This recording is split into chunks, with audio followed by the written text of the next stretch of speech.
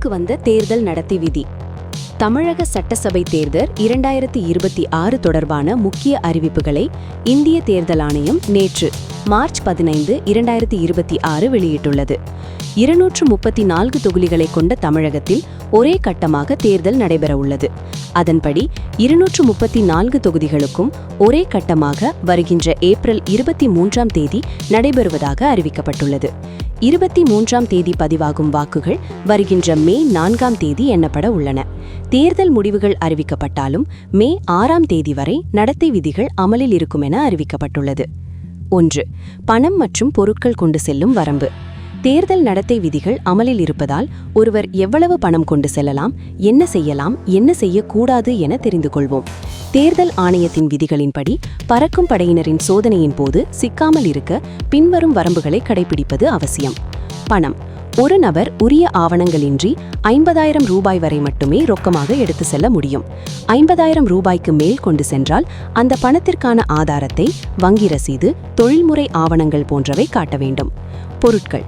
வாக்காளர்களுக்கு விநியோகம் செய்யக்கூடிய நிலையிலுள்ள புதிய பொருட்கள் அல்லது பரிசுகள், வேஷ்டி, சேலை, பாத்திரங்கள் போன்றவை 10,000 ரூபாய்க்கு மேல் இருந்தால் அவை பறிமுதல் செய்யப்படும். தங்கம் மற்றும் நகைகள். அதிக அளவிலான தங்கம் அல்லது வெள்ளி நகைகளை எடுத்து செல்லும் போது அதற்குரிய கொள்முதல் ரசீது அல்லது ஆவணங்கள் கையில் இருப்பது கட்டாயம். 2. என்ன செய்ய வேண்டும்? டூஸ். ஆவணங்களை சேகரிக்கவும்.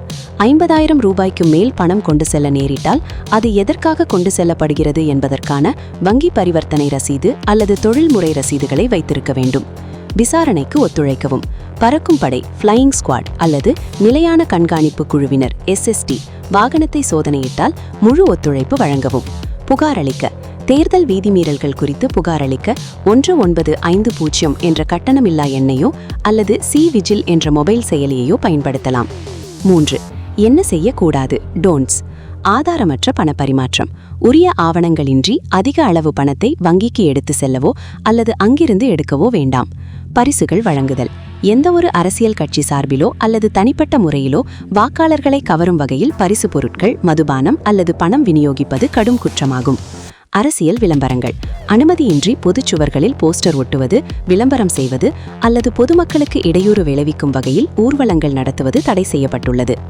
பறிமுதல் செய்யப்பட்ட பணத்தை மீட்பது எப்படி?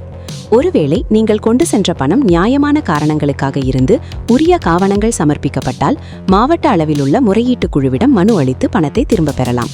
இருப்பினும் பறிமுதல் செய்யப்பட்ட தொகை 10 லட்சம் ரூபாய்க்கும் மேல் இருந்தால் அது வருமான வரித்துறையின் விசாரணைக்கு மாற்றப்படும்.